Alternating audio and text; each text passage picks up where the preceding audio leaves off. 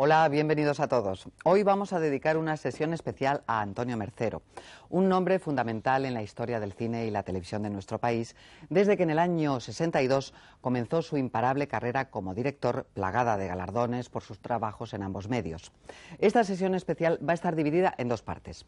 La primera estará dedicada a Antonio Mercero y la televisión, ofreciéndoles una de sus obras más significativas, La cabina, y también su última realización para Televisión Española, La habitación blanca. La segunda parte será Antonio Mercero y el cine, con la proyección del largometraje La hora de los valientes. Por supuesto, a lo largo de este tiempo, Antonio Mercero estará con nosotros para recordar con él toda su carrera. Bueno, de hecho, está ya aquí con nosotros, dispuesto a todo, ¿verdad, Antonio? Sí, sí, lo que tú quieras y me digas, vamos. Bienvenido a nuestro espacio y gracias por haber acudido, porque sabemos que estás con líos de trabajo y todo eso. No, y estoy además con una especie de gripe continua que no se me pasa, bueno, pero dispuesto a estar con vosotros. Estupendo. No. Vamos a recordar que Antonio Mercero decide en el año 59 no ejercer la carrera de Derecho que estudió en Valladolid y trasladarse a Madrid para entrar en el Instituto de Investigaciones y Experiencias Cinematográficas, que fue luego la Escuela Oficial de Cine. Desde entonces no ha parado de crear, de contarnos historias, ya sea en cine o en televisión, pero siempre con ingenio, con originalidad y un fino sentido del humor. Por ello, por dedicarse toda la vida al mundo de la imagen, también incluidos spots publicitarios y documentales industriales que tuvo que hacer por motivos de supervivencia, pues por todo eso, dos generaciones de espectadores de ambos medios conocen la obra de Antonio Mercero. Mercero siempre ha sabido calar hondo en el público. Tiene la facultad de hacernos sentir cercanas sus historias y sus personajes, y buena parte de ello puede ser debido a su cualidad de saber dirigir a los actores. Desde el premio de la Bienal de Arte de París, que consiguió con su trabajo de fin de carrera Trotín Troteras en 1962, hasta la Medalla de Oro de las Bellas Artes, Mercero no ha parado de recibir galardones a lo largo de su carrera, tanto por sus trabajos en televisión como en cine.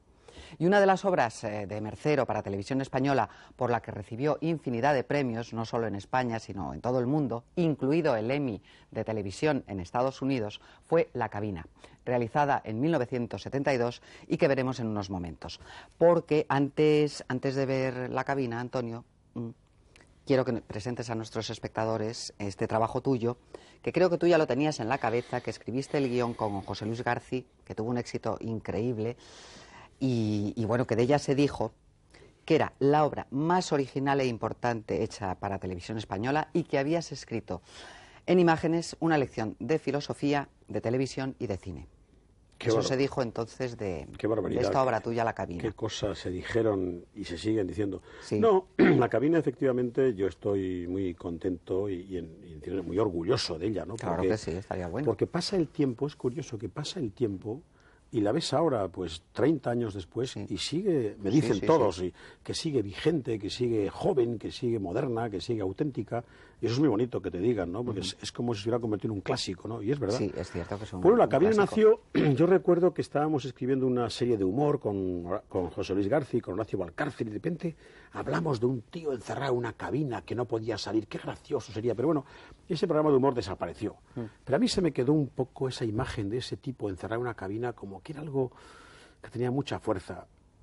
Y al cabo del tiempo, dándole vueltas y vueltas a esa imagen, vi el final. Dije, este tío termina en un mundo subterráneo lleno de cabinas con hombres dentro, ¿no? Y dije, ahí está la película, Tengo el planteamiento y tengo el desenlace. Ahora lo que tengo que hacer es desarrollarla, ¿no? Sí. Entonces llamé a José Luis García y le dije, oye, mira, José Luis, yo tengo esta historia que me parece estupenda. Es un planteamiento estupendo y un final estupendo. Vamos a coger el núcleo del guión, que es el desarrollo, y hacemos la historia, ¿no? Y así salió la historia. Y bueno, pues nada, pues luego ya la rodamos muy rápidamente. Yo creo que en 3 semanas, ¿no? Se llegó a 3 semanas. Y bueno, pues ahí está. Y ahí está el resultado, con ese López Vázquez maravilloso, sí. Haciendo el personaje del hombre encerrado en la cabina, que es un trabajo magistral de él. Y bueno, y una historia que ha dado la vuelta al mundo y de la que me siento muy vanidosamente orgulloso. Bueno, pues nosotros vamos a disfrutar con ella una vez más y nuestros espectadores les dejamos ya con La cabina y por supuesto que luego seguiremos hablando con Antonio Mercero.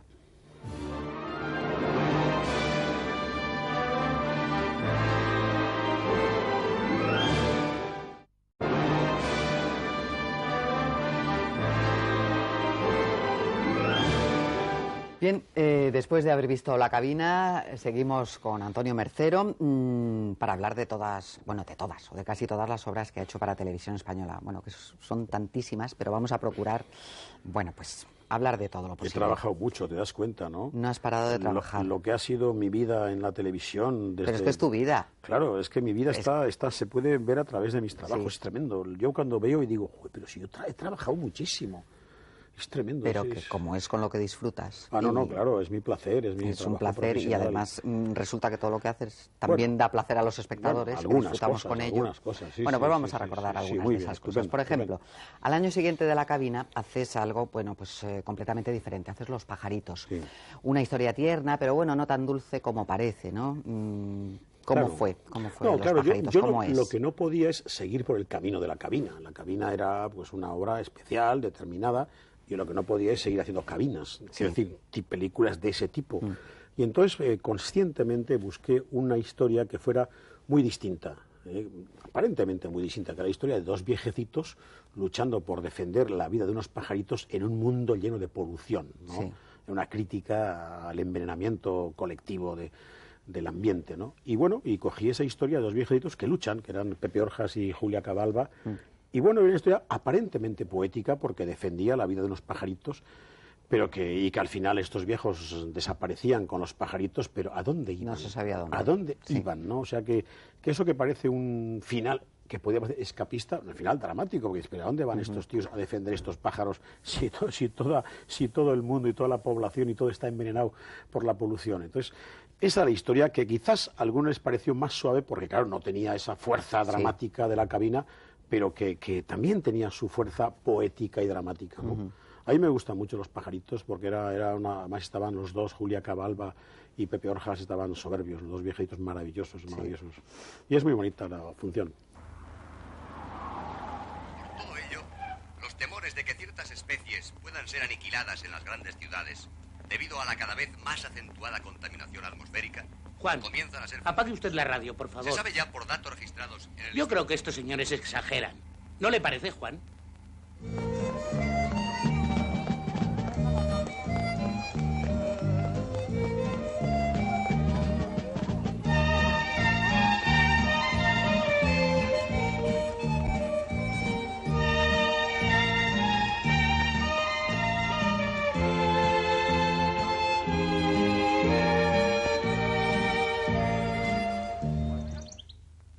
Yo tengo dinero. Mire, mire.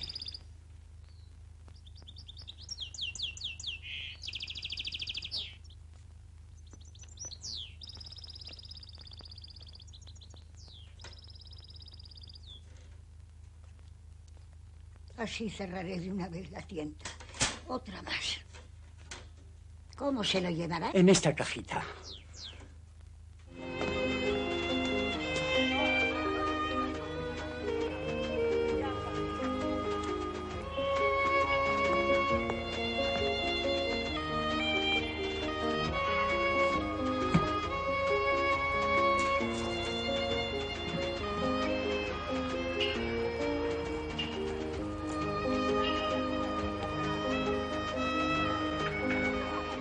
Aparecido muertos en el día de hoy en nuestra ciudad. Hay que tener en cuenta mi que el pájaro. índice de contaminación... ¡Cojan ese pájaro!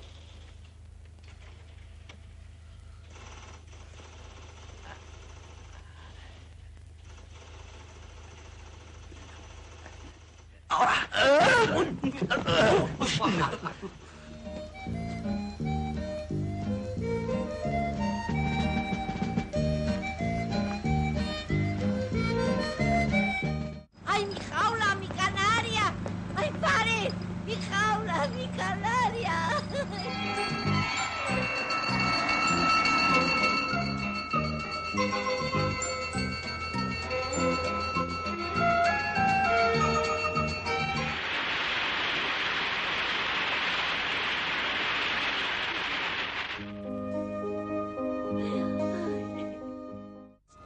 ¿Te ha sido difícil traerlo? Normal. ¿Y a ti? Normal. Vamos a nuestro banco. Vamos. Yo quiero ir a una ciudad con un río de aguas cristalinas. Un río de aguas cristalinas. A donde yo quiero es a una ciudad en la que tan importantes como las industrias y los bancos sean los parques y los jardines. Sean los parques y los jardines. A donde yo quiero ir es a una ciudad con un cielo azul, limpio, sin humos. Bien, estamos en el año 74 y realizas Don Juan. Don Juan es un encargo que te hace esta casa, Televisión Española, para el Festival de Montreux. Consigues la Rosa de Oro y creo que es tu primer musical que desmitifica un poco pues la figura del Tenorio, también una crítica al machismo español. ¿Qué recuerdos tienes de aquel Don Juan? Es que me lo pasé tan bien rodando. Sí. Fui tan feliz, fue un rodaje tan lúdico, porque fue un rodaje como muy espontáneo y donde íbamos inventándonos cosas sobre la marcha. O sea, teníamos una estructura del guión, pero luego se nos ocurrían gags y había que buscar pues los elementos para ese gag. Y era una constante invención. Y fue un rodaje realmente precioso. Yo me lo pasé. Además, es curioso que yo siempre he dicho, ojo, que yo soy un enamorado del musical, ¿no? Del musical americano. Y de uno concretamente. Sí, bueno, ya hablaremos de Cantando bajo la lluvia. Eso.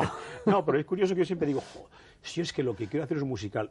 Y luego me he dado cuenta que ese musical lo hice, que es el Don Juan. Sí. Ese Don Juan que ganó la Rosa de Oro en Montreux y que se vendió en todas partes y que es muy bonito. Ese es el musical que yo hice ya y que es muy divertido, porque está rodado de una forma, como digo, muy libre, muy lúdica, muy surrealista también.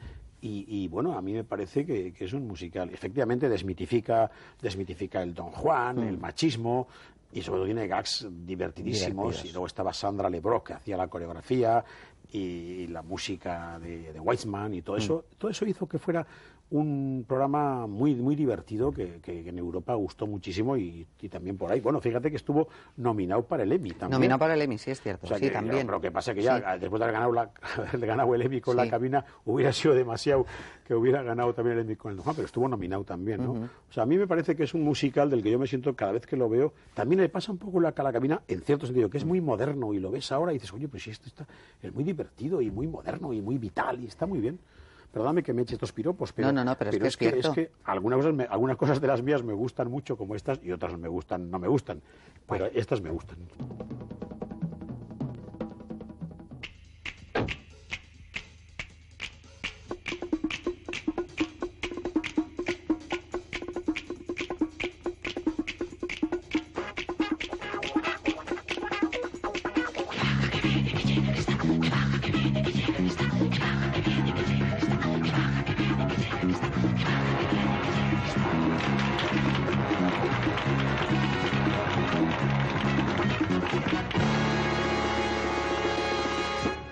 Buenos días, señor director.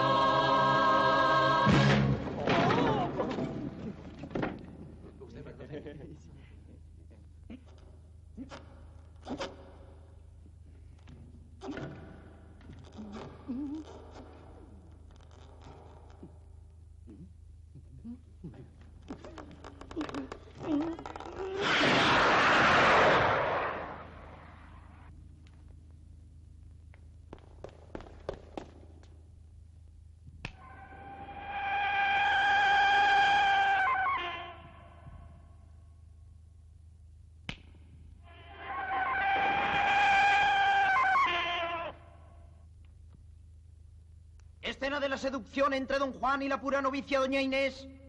Pareja primera. ¿La escena del sofá? ¿La escena del sofá? La escena del sofá. La escena del sofá. ¡Fuera todos! ¡Vamos a rodar! Don Juan apasionado. Doña Inés dulce como una tierna paloma. Por favor, usted, don Juan, apasionado. Usted, doña Inés, dulce como una tierna paloma. ¡Motor! Don Juan, escena del sofá, prueba primera. ¡Acción! No es verdad, ángel de amor, que en esta apartada orilla, más pura la luna brilla y se ¿Irá mejor? ¿Qué pasa?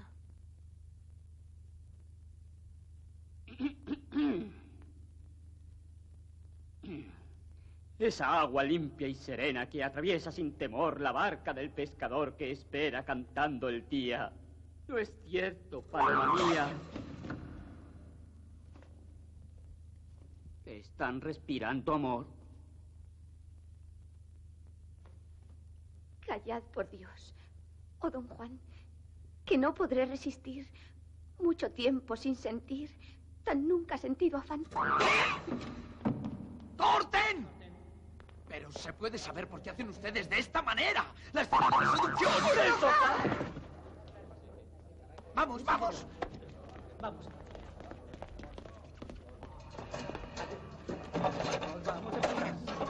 ¿Y la Gioconda está triste? Que es ¿Cuál? una historia insólita, que también escribes el guión con Garci. Sí, este es un cuento de José Luis García, un cuento estupendo que decidimos hacer después del éxito de La Cabina. Y bueno, pues yo creo que está bien, que es un programa también distinto, insólito. Pertenecían tanto La Cabina como La Gioconda, pues pertenecían a una serie que estaba escrita por nosotros, por José Luis García, que se llama 13 pasos por lo insólito. Sí. En cuya serie metimos, pues, ya te digo, La Cabina, sí, y varias ideas que íbamos trabajando y quedó una serie estupenda, ¿no? 13 historias en que la que los uniera, lo insólito. Pero también lo insólito, pues, es una crítica social, una crítica humana, en fin. Pero esa serie quedó un poco abandonada en un cajón, y al final fuimos recuperando algunos de los capítulos para poder hacerla. Recuperé La Cabina, recuperé Manchas de Sangre, recuperé La Gioconda. Y La Gioconda, pues bueno, pues también es una película unida al mundo de la ecología, o al mundo pues de la destrucción en ese momento que estaba en la guerra. Bueno, en ese momento y ahora. Es que ahora lo ves ahora y sigue siendo es lo mismo. Igual, exactamente igual. Enfrentamiento de civilizaciones, enfrentamiento de todos los armamentos nucleares. Sí. Y todo eso estaba metido en esa historia de que un día de repente a la Gioconda en París le desaparece la sonrisa a la Gioconda, ¿no? ¿Y qué ha pasado? Y a través de eso vamos contando una historia que era poética, crítica, y también pues tuvo su gancho y su fuerza, sí.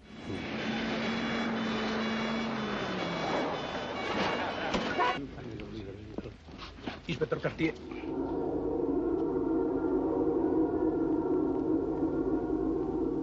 Una broma grotesca, señor director. Esta sustitución solo puede ser obra de un loco.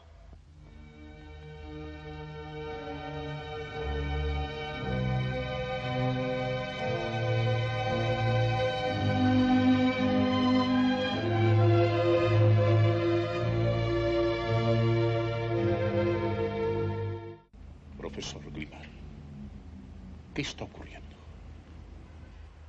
Yo diría que ha ocurrido algo muy simple. Tan simple que no queremos admitirlo. Sencillamente, que la Gioconda está triste. Caso Gioconda. Las especulaciones de todo tipo continúan tratando de encontrar las causas que hayan podido originar esas alteraciones en el rostro de la más famosa pintura de Leonardo da Vinci, tanto en la originaria del Museo del Louvre, aquí en París, como en la del Museo del Prado de Madrid. La noticia, que se está convirtiendo en el acontecimiento periodístico del año, comienza a tener ramificaciones tan extrañas como sorprendentes. No me estoy volviendo loco. Sonrían. Por favor, sonrían. ¿Han pensado ustedes cuánto tiempo hace que no sonríen? Señoras y señores, el gran momento ha llegado. Como ya les anunciamos anteriormente, vamos a conectar a través de Eurovisión con la BBC de Londres, quien a su vez, vía satélite, tiene establecida conexión con todo el orbe terráqueo, 170 estados, para retransmitirles las 12 campanadas del famoso Big Bang. Y ese será el preciso instante, señoras y señores, en el que todos los seres humanos, miles de millones, unidos quizás por vez primera en un interés común, como un solo cuerpo y una sola alma, deberemos intentar sonreír.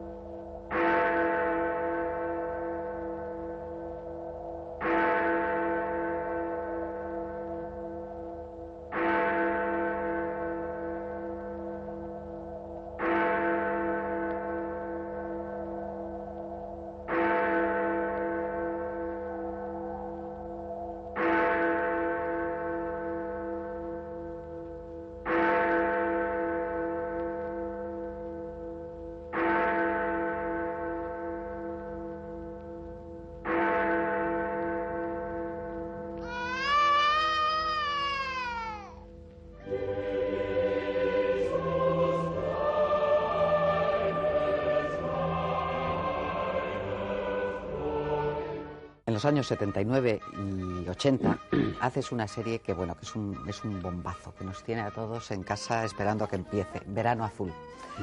Bueno, supone un gran éxito social porque también consigue muchísimos premios, no solo en España. Se vendió, yo creo que por todo el mundo. Sí, sí, yo creo que sí. Y hay una generación cuya infancia, bueno, pues estuvo marcada por Verano Azul. ¿Es de los trabajos a lo mejor de los que guardas un mejor recuerdo? Bueno, normalmente siempre guardas recuerdos de los éxitos, ¿no? De los éxitos. Yo por lo menos, claro, cada vez que hay una cosa así un éxito tienes un recuerdo bonito y agradable. Pero claro, Verano Azul significó en su momento un golpetazo en el país, ¿no? Y luego se ha vendido, como dices tú, se ha vendido por prácticamente en todo el mundo, en todas las televisiones. Y se sigue reponiendo, no solo en nuestro país, sino está reponiendo en distintos países, se sigue reponiendo. Y yo creo que fue una serie que aquella generación que ahora tienen 30 y tantos años les golpeó les dejó mucho. Tocaditos, les dejó tocados. A mí hay mucha gente, hoy mismo me he encontrado con una amiga mía que me decía, es que yo soy de la generación de Verano Azul, que yo veía el Verano Azul con 6 años y estaba alucinada. Es que era la primera vez, perdona, que se hacía una serie dedicado para los críos, para los jóvenes, tocando temas que preocupaban a los jóvenes. En ese momento y con una visión progresista de la vida. Y yo creo que, bueno, pues tuvo su gran importancia en este país, ¿no? Y yo estoy contento de ella también, ¿no? Y además, bueno, pues ahí está el fenómeno Chanquete, el fenómeno de todos los chavales y todo esto, pues bueno, coincidió en un momento determinado, que entonces no había televisiones privadas, con lo cual era más fácil el lanzamiento popular, pero yo creo que ahora mismo hubiera sido igual, el éxito, porque tenía algo especial que enganchaba a la gente, ¿no? Por ahí andan todos juntos. Míralos. No sé qué estarán tramando. Estarán hablando de lo de la excursión. ¿No te lo ha dicho a ti el tuyo?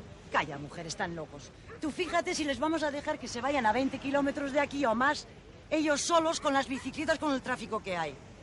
Que dicen que van a ver unas cuevas o no sé qué. Ni hablar. Ya le ha dicho mi marido que ni hablar. Pancho está de acuerdo en que tenemos que hacer algo. Es que, oye, se creen que nada más es mandar y ala, obedecer.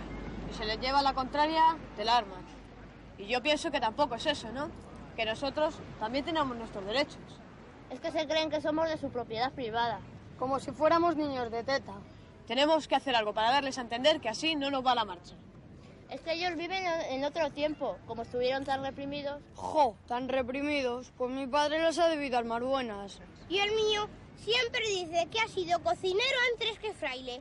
No, pero estaban muy reprimidos del sexo, la política y así. Pero no lo vamos a pagar nosotros, ¿no? Y además, eran otros tiempos. Ya, pero de mentalidad siguen igual.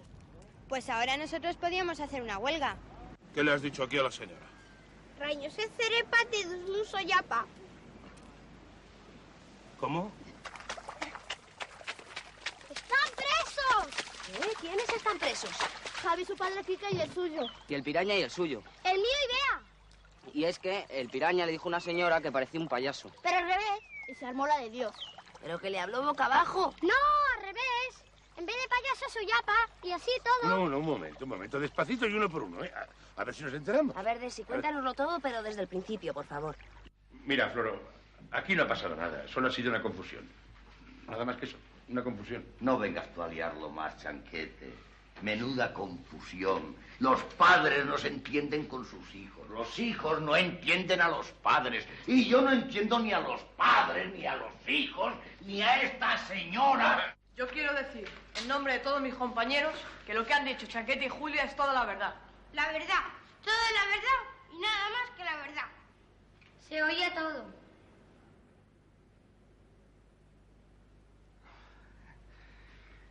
Y yo, en nombre de todos mis compañeros, pues quiero decir lo siguiente.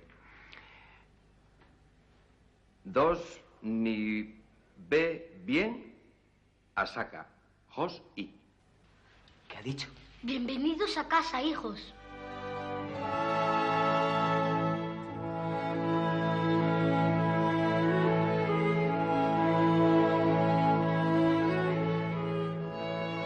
Muy bien, estupendo. Ay, qué bien. Oye, chica, ¿cómo se dice barrilete al revés?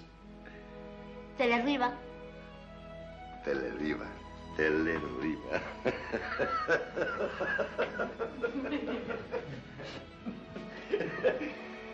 Hay que aprender idiomas teleriva.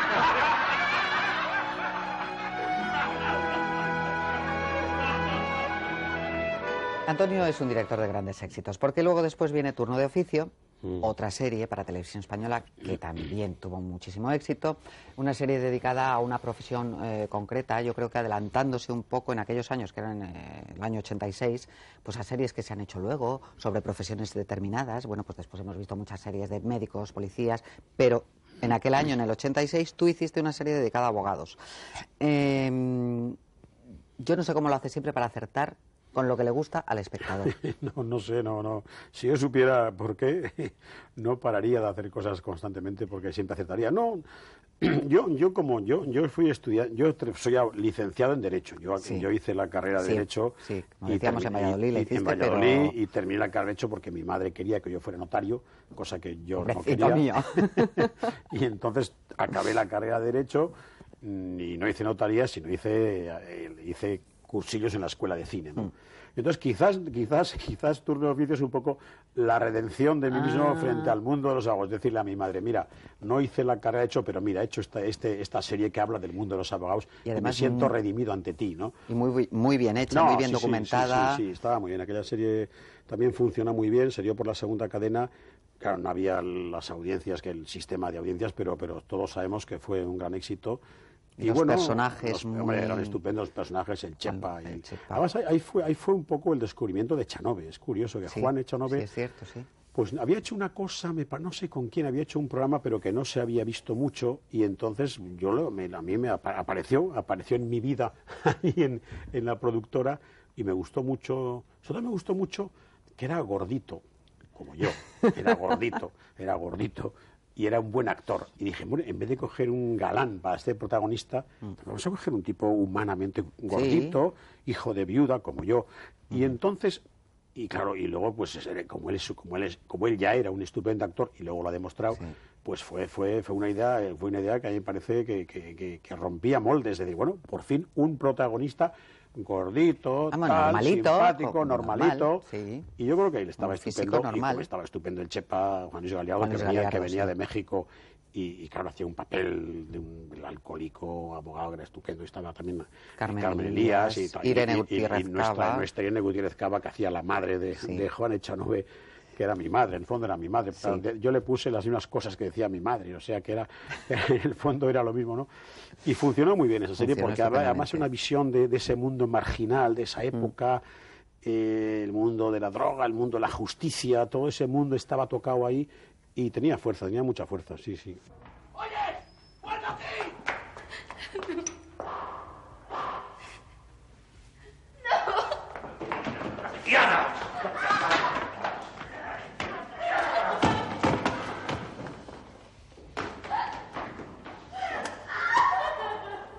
Déjela ya, animal. Deje a esa pobre mujer que es usted una bestia, nada más que una bestia. Vuelva a su cueva, bruja. Esto no es asunto suyo. ¿Tiene usted vergüenza, amigo? Los trapos sucios se lavan en casa. ¿Y a usted quién le ha dado vela en este entierro? Espere, hombre. Espere que venga la policía, que ya la he llamado. Mierda.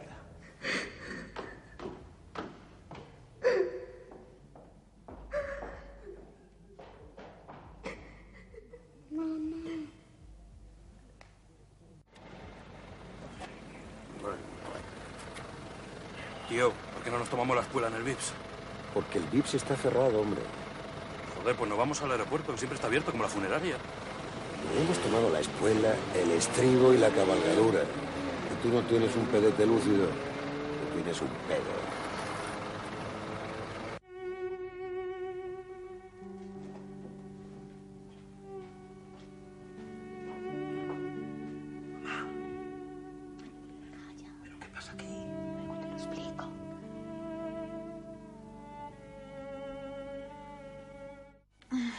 Diga, ¿quién es? Pero bueno, Cosme, ¿tú sabes la hora que es? Sí, Eva, ya sé que no son horas decentes para andar llamando a la gente por teléfono. Pero es que tengo un problema. Mi madre, doña Marina... ¿Que tu madre ha tenido una niña? Estás borracho, Cosme, estás completamente borracho. Bueno, sí, es cierto, estoy un poco... Pero lo otro también es cierto. Mi madre tiene una niña preciosa. Sí. Sí. No, pero ¿cómo va a tener mi madre una niña a estas alturas? Pues hasta ahí podía llegar la broma. Se llama Rosy y es propiedad de los vecinos. Pero la tiene ahora mi madre en casa. Puede haber problemas, ¿comprendes? Por eso quiero que te encargues tú del caso. Sí, bueno, yo me encargo. Pero hablamos mañana, ¿vale? Pero ¿se puede saber qué estás haciendo? Tienes que echarme una mano. Estoy haciendo, mamá, lo estoy haciendo. Estoy hablando con tu abogada. ¡Qué suerte! Cosme, mira, te presento a este caballero. Hombre. Que necesita un buen abogado y estábamos hablando de ti. Dale una tarjeta. Encantado. Tome. Gracias. Oye, ¿qué clase de asunto vienes a sustanciar aquí? Una apelación de una colisión de vehículos. El pan nuestro de cada día. Oye, ¿nos vemos esta tarde? Sí, alrededor de las 8 en la oficina, ¿te parece? Muy bien. Bueno, perdóneme, pero es que tengo que entrar, ¿eh? Vale, hasta luego. Cuando anuncien audiencia pública, usted entre ahí en la 10 y ya verá usted cómo su abogado es un fuera de serie en penal. De otro estilo, pero... Y en otra televisión, en una privada, hiciste Farmacia de Guardia. Años después. Sí. Con mucho éxito también. Sí, realmente Farmacia de Guardia. Larrañaga. Claro, son 5 años. 5 años de la vida de uno, son muchos años. Caramba, 5 años. Sí, empezamos en el 91 a escribir los guiones y a emitirse y estuvimos hasta el 95. Sí, pues sí, era una serie costumbrista en el que reflejabas un poco la sociedad española a través de la gente que llegaba a la farmacia, ese mundo que iba llegando con sus pequeños traumas, sus pequeñas cosas, los problemas personales de nuestros protagonistas ya dentro de la botica. Y todo eso, esa especie de quimio, funcionaba bien esa química, ¿no? Y entre los niños que los vimos creciendo. Sí, claro, todo eso funcionaba muy bien. Y bueno, estuvimos 5 años, y 5 años, para estar 5 años, solamente se produce si hay un éxito, ¿no? Y fue gustando mucho. La gente se encariñó rápidamente con los personajes. Ten en cuenta que empezamos muy bajos de audiencia. Yo recuerdo que cuando empezamos con Antena 3, Farmacia de Guardia tenía un 16%, un 15%, que ahora lo hubieran quitado a los 5 capítulos. Hubiera desaparecido Farmacia de Guardia en este momento, tal como se plantean las series, que no se espera. Pero bueno, se siguió. Martín Ferrán dijo, adelante, esto va a funcionar. Y bueno, pues muy bien, funcionó y efectivamente comenzó siendo, pues se convirtió en un éxito, porque la gente se encariñó. Yo siempre digo que es importante que siga proyectándose las cosas, porque la gente pasa de admirar a los personajes a enamorarse de ellos, a quererlos. Y cuando ya se enamora y les quiere, ya está el éxito. Ya está el éxito. En cuanto quieren a los personajes y se enamoran, ya está el éxito. Si es que no, ya están ganados. Ya hagas lo que hagas, les va a gustar. Y eso es lo que pasa, ¿no? Que pero también es saber hacer cómo hay que hacerlo para que se enamore. Bueno, claro. bien, de acuerdo. Pero, y tú lo haces. Pero que la fidelidad y la repetición ayuda mucho a ese encariñamiento hacia los personajes. Y luego sí, bueno, ya estaban los niños, los personajes, los protagonistas estaban todos muy bien en su papel. Y bueno, pues funcionó muy bien, sí. Y luego aquí ya en esta casa lo último que has hecho ha sido La habitación blanca, que vamos a ver dentro de unos momentos, pero que quiero que nos hables de ella. Y que esta serie, bueno, cuenta la historia cuenta la obsesión de un hombre, ¿no? Que está dominado por la tele. Yo no sé si acabaremos... Sí, La habitación blanca... que no. La habitación blanca está como muy relacionada con la cabina. De alguna forma. Han pasado muchos años, la cabina es del 72, por ahí, y esta es del 99, no sé. Sí, 2000, sí. Pero sí tiene una cierta relación, porque yo pienso que de la misma forma que la cabina como elemento es una trampa para el individuo, también la televisión llega a ser una trampa para el televidente si llega a obsesionarse y a quedarse dominado por el medio, ¿no? por el aparato. Y de alguna forma es un poco la misma idea años después. Lo que pasa que aquí centrada en un señor obsesionado por la televisión que termina vampirizado por la televisión, y lo otro era la historia de un señor que se encerraba en una cabina y no podía salir. De alguna forma era la técnica dominando al individuo, el individuo sin poder salir del dominio de la técnica. Es un poco, ¿no? Porque este personaje de La habitación blanca deja de ser un personaje real para terminar de ser un personaje virtual. En el fondo se ha convertido al final en un personaje virtual metido en la propia televisión, ¿no? Bueno, pues si te parece, Antonio, y si les parece ya a todos nuestros espectadores, vamos a ver La habitación blanca y luego volveremos con ustedes.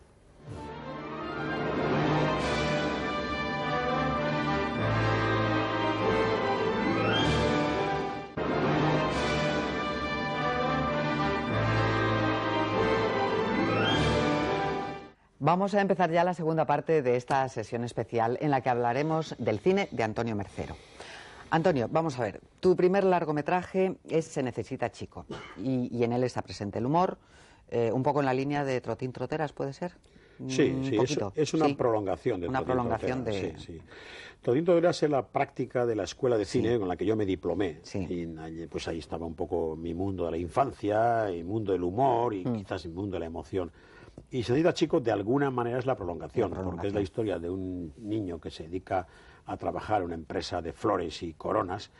Y bueno, pues es un poco su fracaso de niño como hombre y su triunfo de niño como niño. Es decir, ese niño que se pone a trabajar a los 12 años, pues fracasa en su vida, digamos, laboral, porque tiene 12 años y lo que le gusta es jugar y divertirse y no repartir coronas y flores. Y eso es un poco lo que es la película, ¿no? Que es un chaval que fracasa como hombre, pero es el triunfo del niño como niño. Como niño sigue siendo un niño y, bueno, esa es un poco lo que era la película, donde había mucho humor en la línea de Tati, que yo era un gran admirador, siempre fui un admirador de Jacques Tati, y bueno, en esa línea, pero claro, sin llegar al genio de Tati, pero bueno, que había muchas situaciones muy divertidas. Yo jugaba mucho con el humor en el sonido, utilizando gags sonoros, que a veces hacía muy pesados porque lo repetía mucho, pero una especie de experimento humorístico, fundamentalmente utilizando el sonido y la imagen, ¿no? Era un poco Tati, pero a la española y con un niño que repartía flores.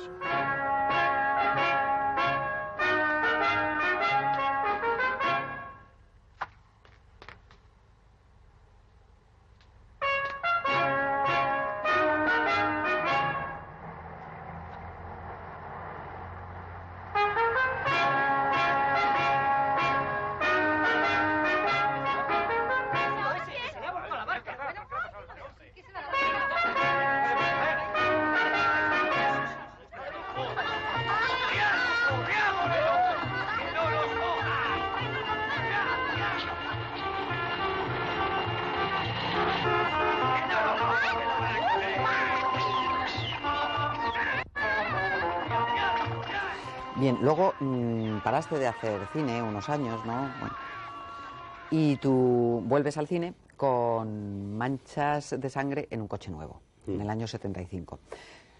Ahí no había humor. Ese es el problema. Sí, ese es el problema, que parece ser que cuando no haces humor la cosa no va, no va muy bien, ¿no? Sí, Manchas de sangre era una historia que estaba bien, porque era una historia que estaba en eso que te he dicho de 13 pasos por lo insólito. Había una historia que era esa, la historia es bonita porque era la historia de un señor que le regalan un coche maravilloso y en ese coche maravilloso se va un día por recorriendo su camino y de repente pues ve un accidente en el que hay unos heridos, entre ellos un niño, su padre, y el tío en vez de quedarse a ayudar para que no se manche su coche, se larga. Y entonces a partir de ese momento empieza a ver en su coche unas manchas de sangre. Es decir, que es un poco esa conciencia acusadora, ¿no? He visto un accidente hace un par de horas cuando salía. Y te ha impresionado. A mí también.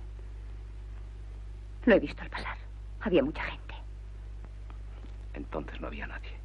Estuve yo solo en la carretera. Acababa de suceder. Y no les ayudé. Era una historia para haber hecho en 3/4 de hora, como media hora, y no en una película, ¿no? Y además yo quise hacer como una crítica de la alta burguesía a través de esta historia. Pero claro, las cosas hay que conocerlas. Y no puedes hacer una crítica de alta burguesía que yo desconocía. Claro, es imposible. Yo creo que de ahí aprendí esto, que lo que tienes que contar siempre son cosas que conoces. Que te sean más cercanas. Claro, que sean cercanas y que tú las vives. Entonces te salen bien las cosas. El momento que tú, como en este caso, quise hacer una crítica, me puse trascendente. Y entonces a poner trascendente. Y luego además dejé el humor, como tú bien decías, ¿no? Es decir, que yo creo que ahí me ha funcionado siempre las cosas. Cuando hay humor en mis programas o en mis películas, aquello marcha bien y funciona bien. En cuanto no hay humor, la cosa no marcha bien, ¿no? Y yo me di cuenta después, desgraciadamente, ¿no? Me di cuenta al paso del tiempo, pero fue una película fallida porque yo creí que le faltaba humor y tocaba un mundo que yo desconocía.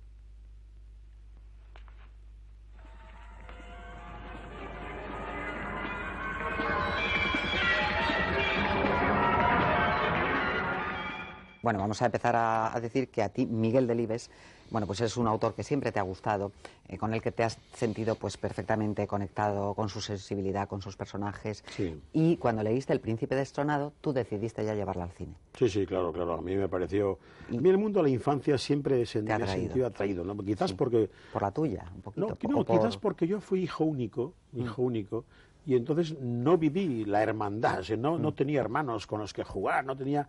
Y entonces esa soledad del hijo único quizás a la larga me ha hecho pensar en la infancia y lo bonito que es esa hermandad de la infancia, no sé, pero vamos, la verdad es que siempre he estado unido al mundo de la infancia, quizás también porque siempre hay un elemento de pureza y ingenuidad e idealismo que vamos perdiendo con el paso del tiempo, y entonces eso siempre me gusta. Y entonces la novela de Miguel Delibes me parecía preciosa, El Príncipe Destronado, porque narraba pues la historia de un niño de 3 años o 4 años, ¿no? Y que era un poco lo que yo había visto en mis hijos. O sea, yo veía en mis hijos perfectamente retratados a través del Kiko de Miguel Delibes. Sí. Entonces me pareció una película que yo tenía que hacer, una película preciosa, ¿no? Preciosa. Dije, pues esta película puede ser esta novela pues una película preciosa. Y bueno, y entonces pues hablé con Miguel Delibes, le dije que quería hacerla, me dijo que eso era dificilísimo, pero ¿cómo vas a coger un niño de 4 años que haga todo lo que tiene que hacer en la novela, que es tremendo?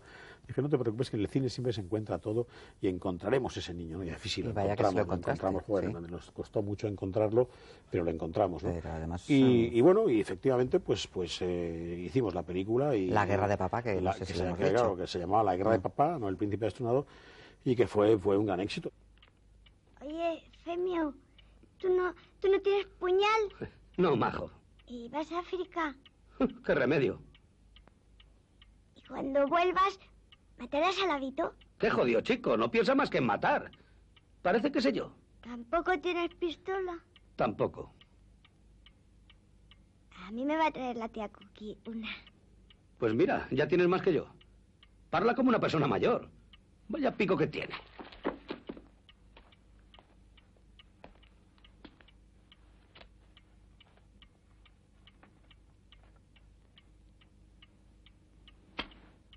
Femio, ¿vas a matar muchos malos?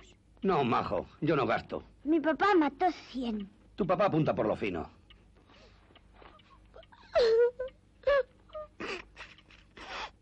No llores, Vito. Yo recuerdo una cosa que nunca se me olvidará, las colas. Claro, estuvo un año en el Albéniz, por ejemplo, en Madrid, un año en el Albéniz. La película año, yo recuerdo las colas que empezaban en el Albéniz y aparecían por la Puerta del Sol. Yo decía, ¿qué dices? Sí. Sí, claro, yo iba a verlas, porque me parecía maravilloso decir, una película mía en que la cola termina en la Puerta del Sol desde el Albéniz, ¿no? Era una cosa preciosa, ¿no? Fíjate qué vanidad la mía en contarte esto, ¿no?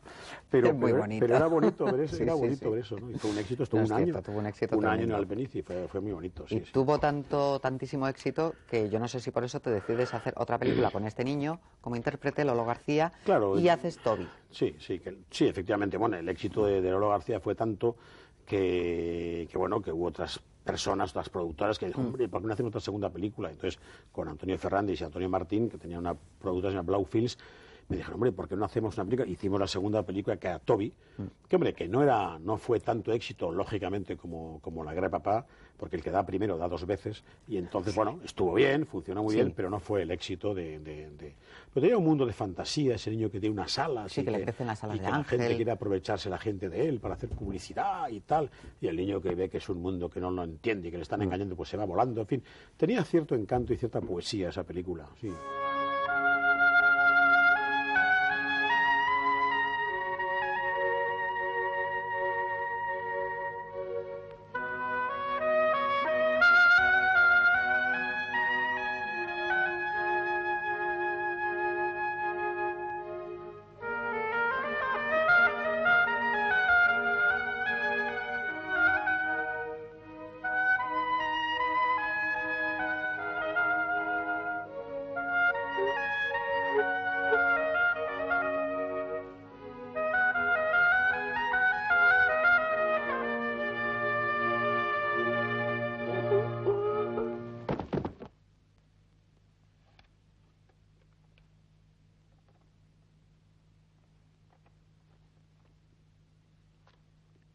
Bueno, pero el niño no enseñará las alas a no ser que lo exija el guión, ¿eh?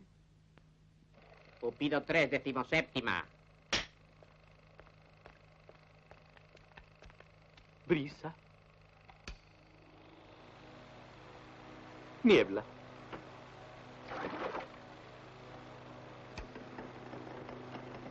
Otoño.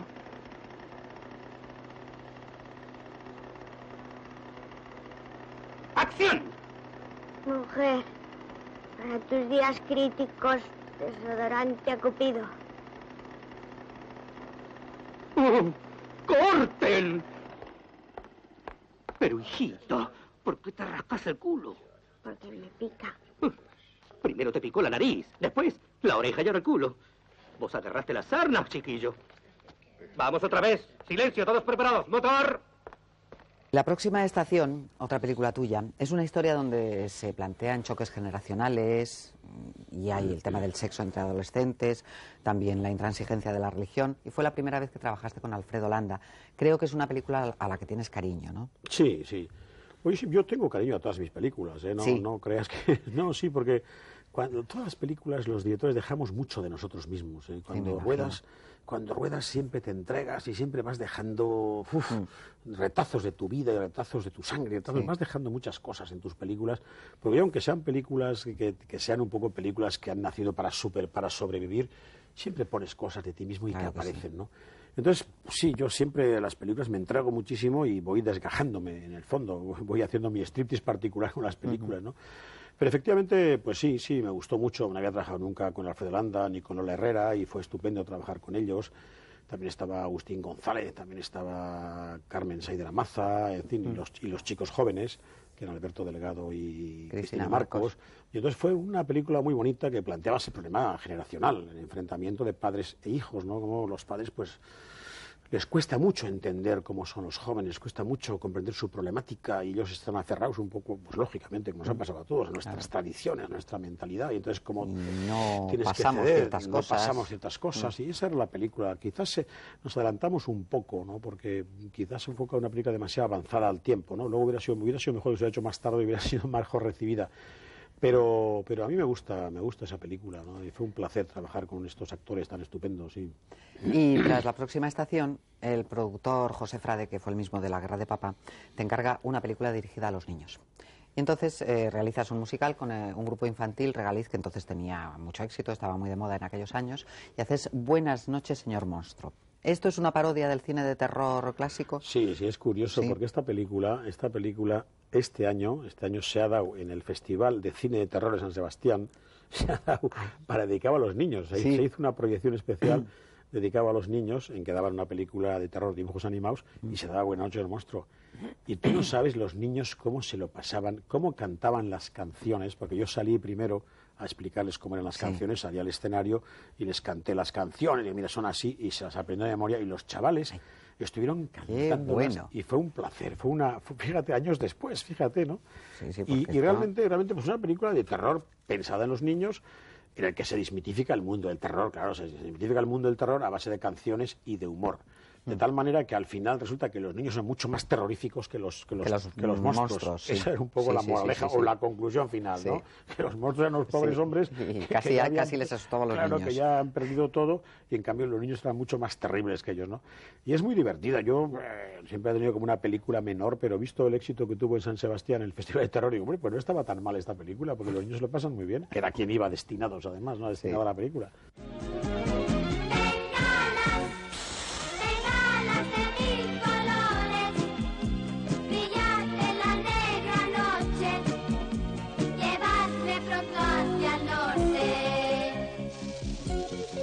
Mirad. ¿Qué pasa?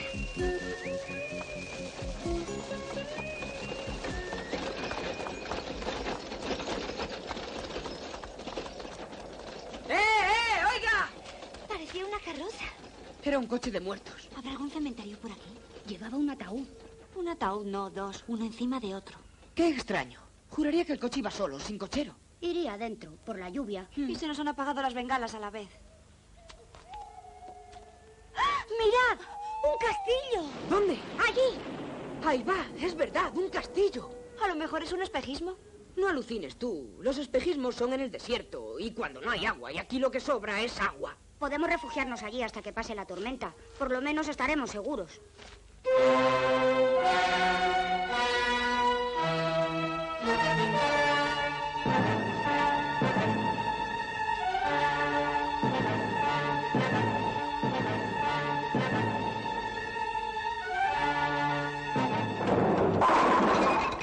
Strike.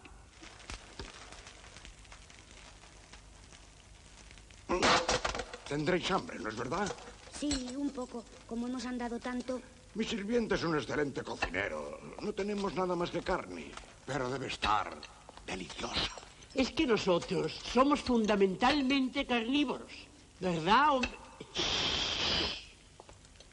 ¿Verdad, HL?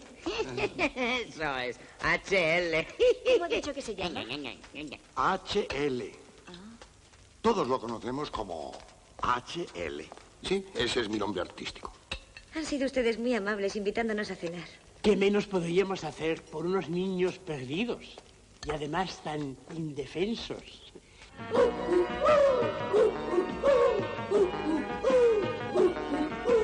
Ñaca, ñaca, ñaca, guau, guau. Ñaca, ñaca, ñaca, guau, guau, guau. La luna pareció redonda. Prestan, muchachos, atención. Vais a ver algo que es la monda. Una genial transformación. Le sale pelo por la mano. Está saltando como un bobo. Se está volviendo inhumano. Este es el show del hombre lobo.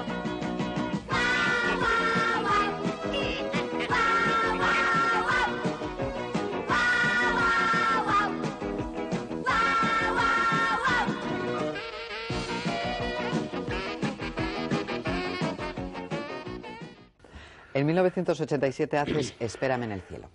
El tema de la película es sobre la existencia de un doble de Franco. Habían pasado 12 años desde su muerte. ¿Tú cómo te planteas el hacer en ese momento esta película?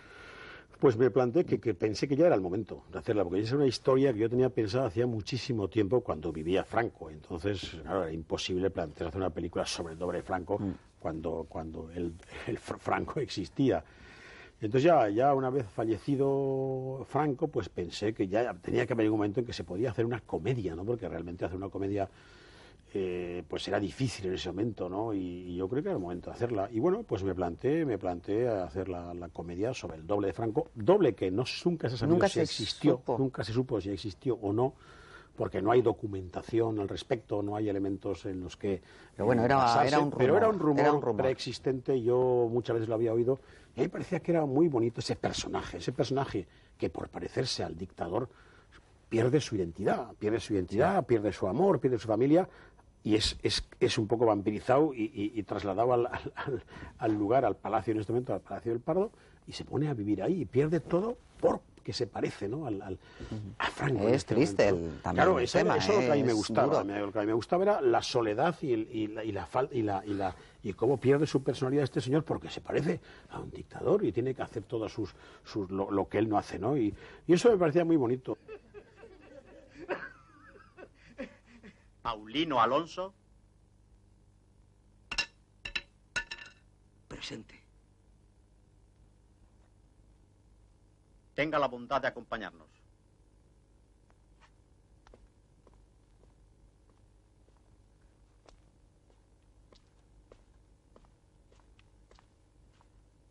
Oigan ustedes, hagan el favor de... Cállese. ¿Sabe usted con quién está hablando?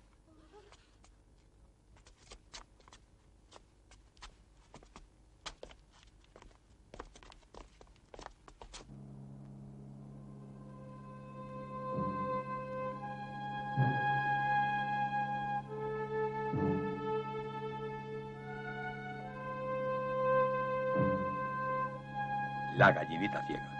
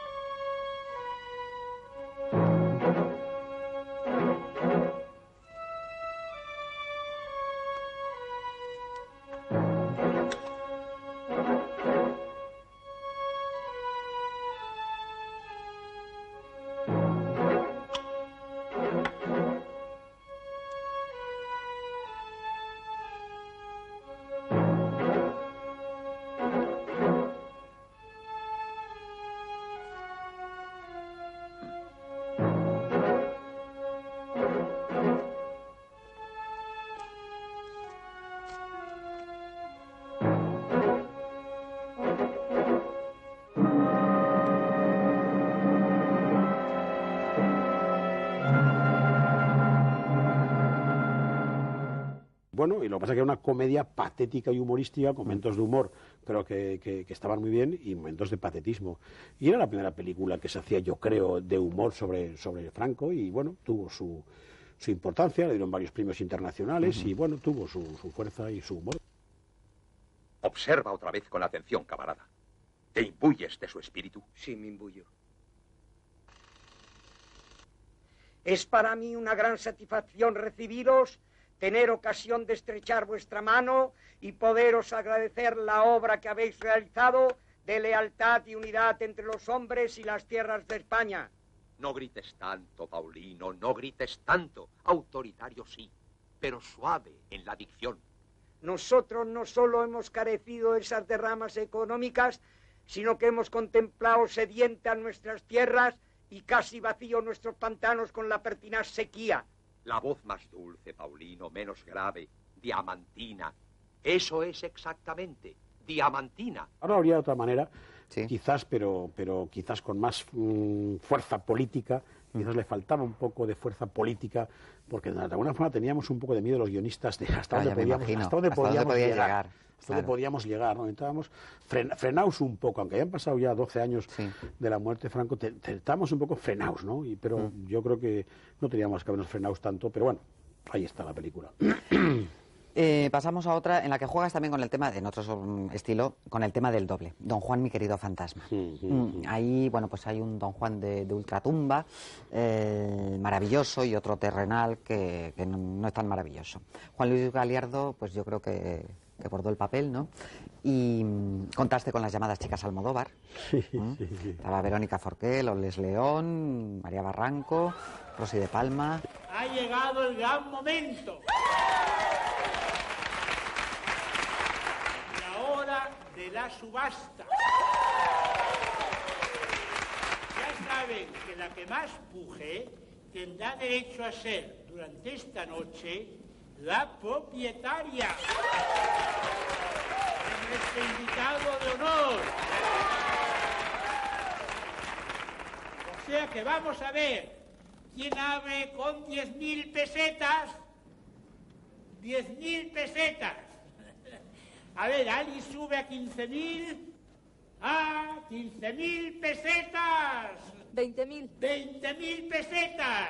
25.000. ¡Ah! 25.000 pesetas.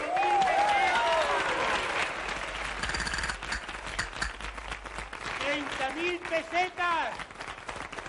Muy bien, esto va subiendo. Pero bueno, ¿tú estás loca o qué? Bueno, ¡farsante! Está claro que lo utilizaba esta para que la gente pique. 35.000. 35.000. Anímense, señoras y señoritas, que el galán se lo merece. 100.000 pesetas. 100.000 pesetas.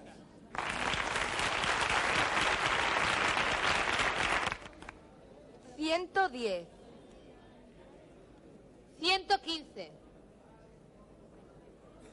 120. 125.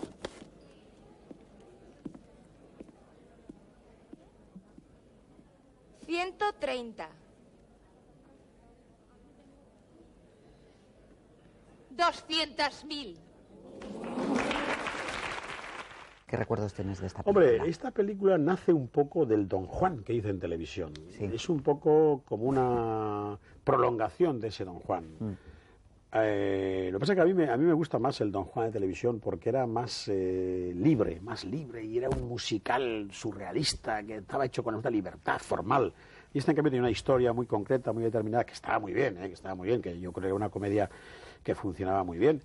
Y guardo un grato recuerdo del rodaje con estas actrices maravillosas y estos actores, ¿no? O sea que bueno, que fue una comedia.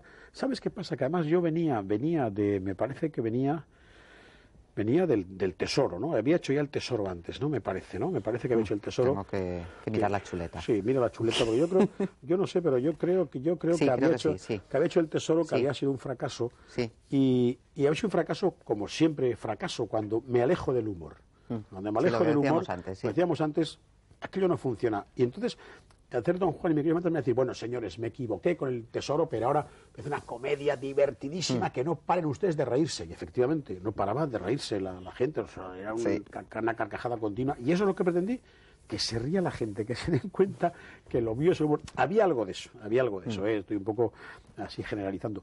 Pero que realmente partía del Don Juan de televisión, porque yo me acuerdo que el Don Juan de televisión empezaban los títulos de crédito con un grupo medieval cantando los títulos de crédito muy serios, que era graciosísimo. Y aquí cantaban los títulos de crédito una juerga flamenca. Sí.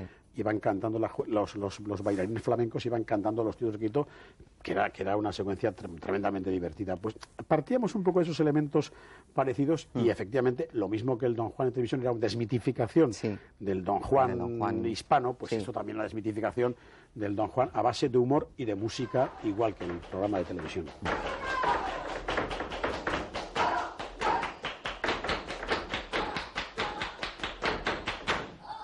Una película subvencionada por el Ministerio de Cultura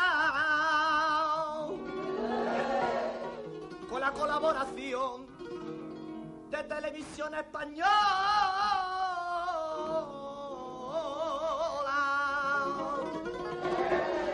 y la productora andaluza de programa. Hay de programa.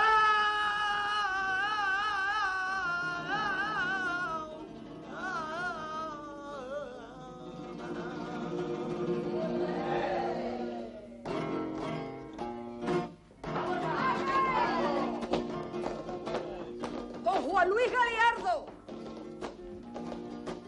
María Barranco, José Sazatornil Saza, Loles León, Rosy de Palma, Luis Escobar, Rafael Álvarez el Brujo, Vicente Díez, la colaboración de Pedro Reyes y la colaboración especial de Verónica Forqué.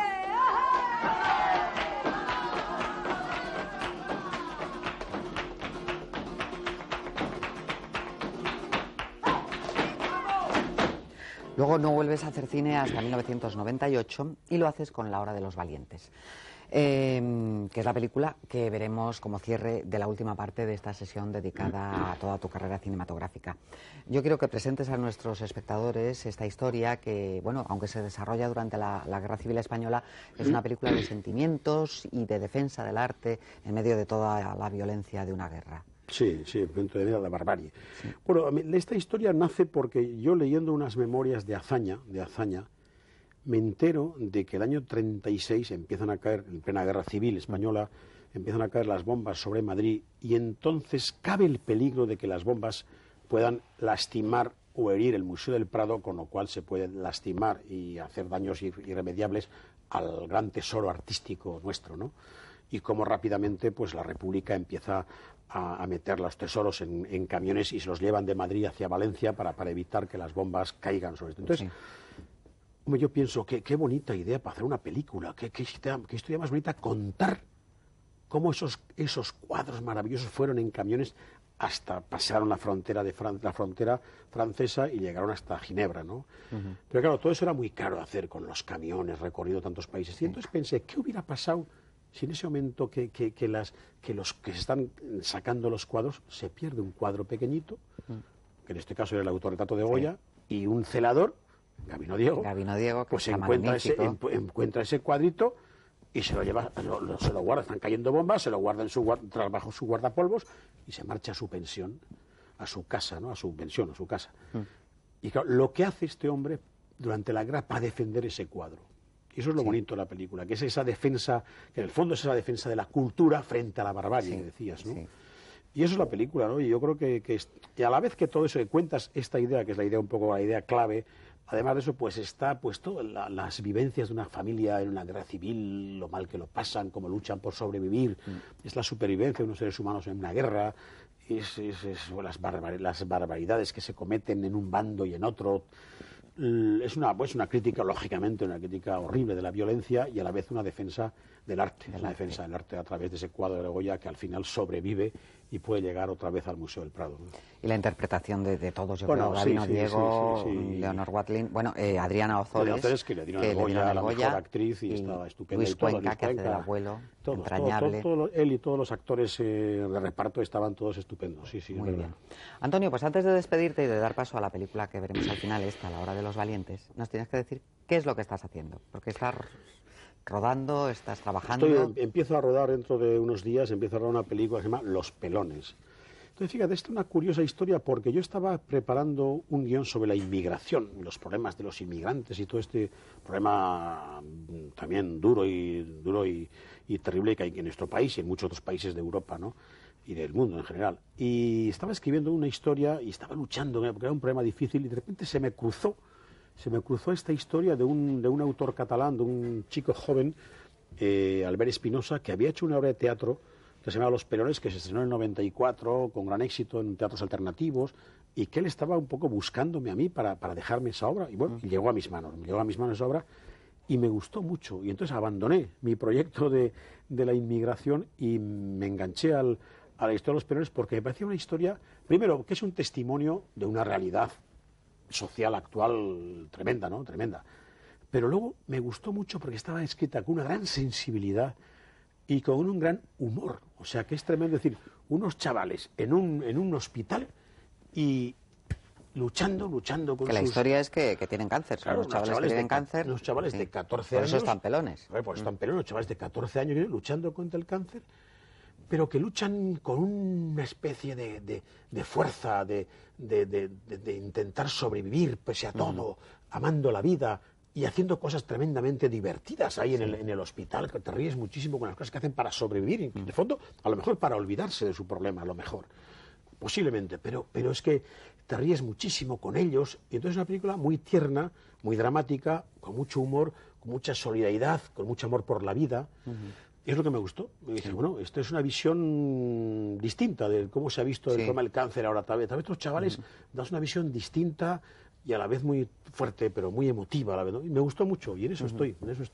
Tengo ya al protagonista, al Bola, tengo a Juanjo Ballesta, que era uno de los chavales, y luego chavales, estupendo, y luego chavales nuevos, caras nuevas también magníficas, y bueno, así estoy. Bueno, pues deseando verla, bien, y deseando verte otra vez aquí. Pues cuando tú quieras. De acuerdo. Y cuando tú tengas un ratito libre y tengamos más películas tuyas, que las tendremos, aquí te queremos. Muy bien. Antonio Mercero, muchísimas gracias por haber estado con nosotros. A ustedes, por supuesto, también, gracias por su compañía. Y les dejamos con la película La hora de los valientes, de Antonio Mercero.